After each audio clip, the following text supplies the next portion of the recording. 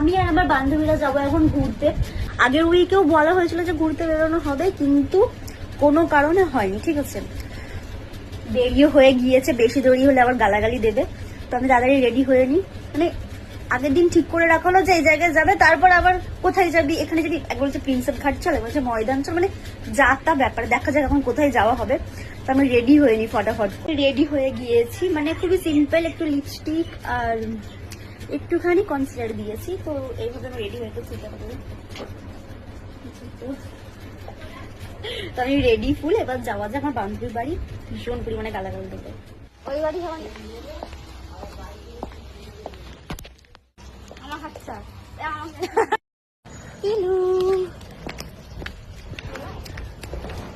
চলো আমরা আমরা আমরা কোথায় যাচ্ছি?